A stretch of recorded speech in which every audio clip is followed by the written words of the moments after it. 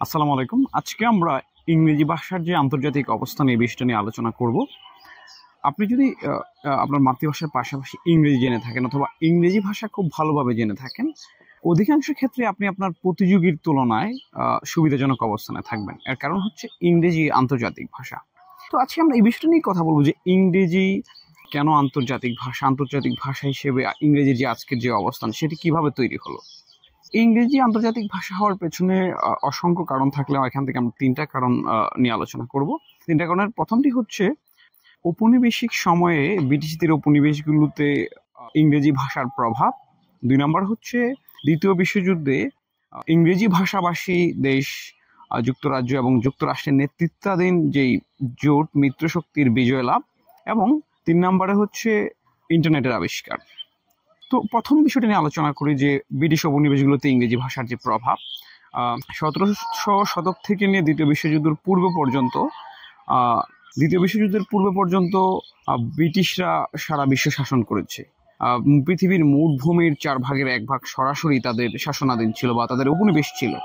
বলা হতো যে ব্রিটিশ সাম্রাজ্যের সূর্য অস্তমিত হয় না, মানে তাদের সাম্রাজ্য কত বড় সেটা বোঝাতে এটা বলা হতো। এমনকি আমাদের যে বর্তমান আমাদের বাংলাদেশও প্রায় 200 বছর ব্রিটিশদের শাসনাধীন ছিল। তো ওই সময় ব্রিটিশদের শাসনাধীন সময় ব্রিটিশদের উপনিবেশগুলোতে দেখা যেত যে ভালো কোনো চাকরি পেতে হলে বা ভালো কোনো পেশায় যেতে হলে অথবা যারা নেতৃস্থানীয় আছে তাদের সাথে যোগাযোগ রাখতে হলে ইংরেজি ভাষা জানতে হতো। ওই সময় থেকেই ওই সময়টাতে দেখা গেছে যে ইংরেজি ভাষার যে প্রভাব উপনিবেশগুলোতে ব্যাপকভাবে পড়েছিল। পরবর্তীতে উপনিবেশগুলো স্বাধীন হলো, দেশগুলো তারা উপনিবেশ ত্যাগ করলো, ব্রিটিশটা ওই প্রভাবটা থেকে যায়। পরবর্তীতে আসি যে এটা হচ্ছে 1 নম্বর কারণ। তো পরবর্তীতে আসি যে এই দ্বিতীয় বিশ্বযুদ্ধ মিত্রশক্তির বিজয় যেভাবে প্রভাবিত করেছিল। দ্বিতীয় বিশ্বযুদ্ধ মিত্রশক্তি যেটা ছিল, যারা বিজয় লাভ করে তাদের নেতৃত্ব ছিল দেখা গেছে যে যুক্তরাষ্ট্রের ভাষা হচ্ছে ইংরেজি, এবং ইংরেজি যুক্তরাজ্যেরও ভাষা, ইংল্যান্ড যাকে আমরা বলি। তো এই দুটো দেশ যখন বিজয় লাভ করে তারা চেষ্টা করেছে যে তাদের ভাষাটা আন্তর্জাতিকভাবে সম্প্রসারিত হোক। সেজন্য তারা দেখা গেছে দ্বিতীয় বিশ্বযুদ্ধের পরে অনেকগুলো সংগঠন তৈরি হয়েছে, সহ তো জাতিসংঘ সহ অনেকগুলো সংগঠন তৈরি হচ্ছে, যেগুলোর 1 নম্বর দাপ্তরিক ভাষা দেওয়া হয়েছে বা রাখা হয়েছে ইংরেজিকে। তো এরকম অসংখ্য সংগঠন তৈরি হয় যে সংগঠনগুলো হেল্প করেছে ইংরেজিকে আন্তর্জাতিক ভাষা হওয়ার ক্ষেত্রে। 3 নম্বরে আছে যে ইন্টারনেটের আবিষ্কার। আমরা সবাই জানি যে ইন্টারনেট আবিষ্কৃত হয় যুক্তরাষ্ট্রে, এবং যুক্তরাষ্ট্রের ভাষা হচ্ছে ইংরেজি। এবং ইন্টারনেটের নেতৃত্বদানকারী যে সংগঠনগুলো আছে, গুগল, ফেসবুক মানে মেটা, মাইক্রোসফট সহ অধিকাংশ প্রতিষ্ঠানই হচ্ছে যুক্তরাষ্ট্রের।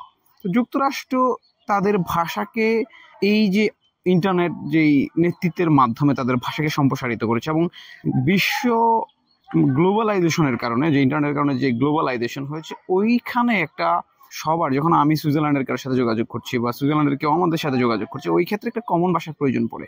তো সেই জায়গাতে যেহেতু আগে থেকেই ইংরেজি একটা সুবিধাজনক অবস্থানে ছিল, ওই সুবিধাজনক অবস্থাটাকে ব্যবহার করে বা কাজে লাগে ইংরেজি ইন্টারনেটের মাধ্যমে, ইন্টারনেট যখন আবিষ্কৃত হয় এরপরে ইন্টারনেট তাকে ত্বরান্বিত করেছে আন্তর্জাতিক ভাষা হতে। তো এই বিষয়গুলো ইংরেজিকে আন্তর্জাতিক ভাষায় দাঁড় করাতে বা আন্তর্জাতিকভাবে সর্বোচ্চ গ্রহণযোগ্যতা পেতে সহযোগিতা করেছে।